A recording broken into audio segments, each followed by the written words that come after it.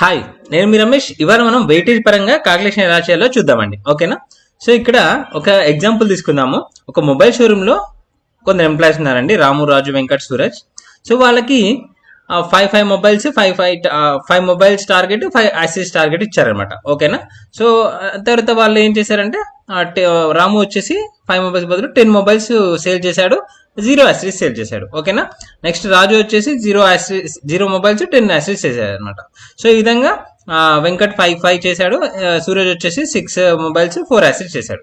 So ఇప్పుడు వాళ్ళ achievement percent ఈ విధంగా ఉందన్నమాట. మొబైల్స్లో యాక్సెస్లో అచీవ్మెంట్ పర్సెంట్ ఉంది. సో ఇప్పుడు మన మేనేజ్మెంట్ ఏమైందంటే ఎవరైతే టాప్లో ఉన్నారో వాళ్ళకి అవార్డు ఇద్దాం అనుకున్నారు.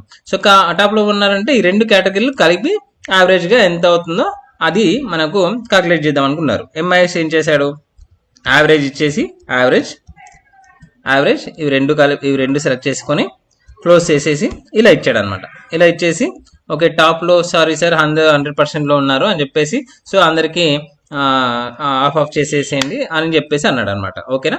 సో అప్పుడు మరి రాము వచ్చేసి సార్ నేను రాజు వచ్చేసి 10 యాక్సెసరీస్ అమ్మాడు, నేను వచ్చేసి 10 మొబైల్స్ అమ్మాను. 10 మొబైల్స్ వాల్యూ ఎక్కువగా సార్, 10 యాక్సెసరీస్ నాకు కూడా సేమ్ అది ఎలా సార్, నేను అయితే అమ్మాను కదా సార్ అని చెప్పేసి అన్నాడు. ఇక్కడ వచ్చేసి వెంకట్ కూడా 5 మొబైల్ యాక్సెసరీస్ అమ్మాను, ఎలా అని చెప్పేసి అన్నారనమాట.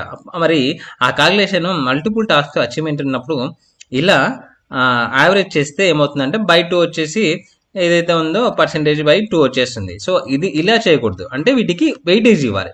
సో మొబైల్స్ వాళ్ళ అచీవ్మెంట్ చేసిన దాంట్లో 80% మొబైల్స్ కానీ 20% యాక్సెస్ కానీ ఎలా అన్నా 70% మొబైల్స్ కానీ 30% యాక్సెస్ కానీ రెండు కలిపి 100 వచ్చే విధంగా వీటికి వెయిటేజ్ ఇవ్వాలి.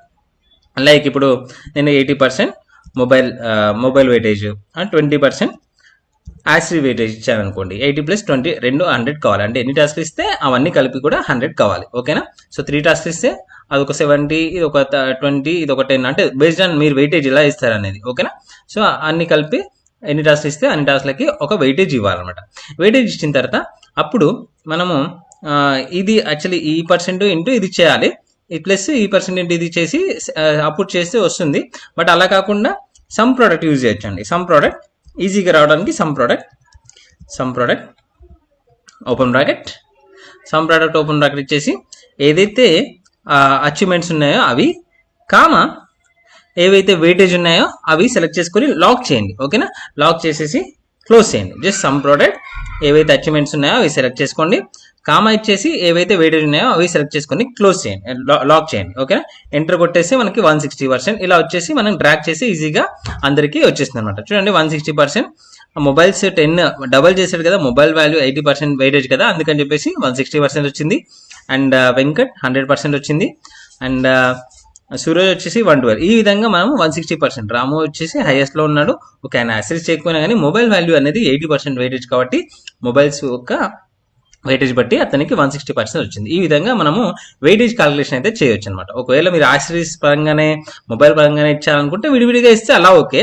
సో మల్టిపుల్ టాస్క్లు అన్ని కలిపి మనం ఒక యావరేజ్ పర్సెంట్ ఇవ్వాలన్నప్పుడు, అచీవ్మెంట్ పర్సెంట్ ఇవ్వాలన్నప్పుడు వాటికి వెయిటేజ్ ఇవ్వాలి. వెయిటేజ్ ఇచ్చేసి ఆ వెయిటేజ్ ప్రకారం కాల్కులేట్ చేస్తే మనము ఎవరు ఎక్కువ అచీవ్ అయ్యారో తెలుస్తుంది అనమాట. ఓకేనా? Thank you.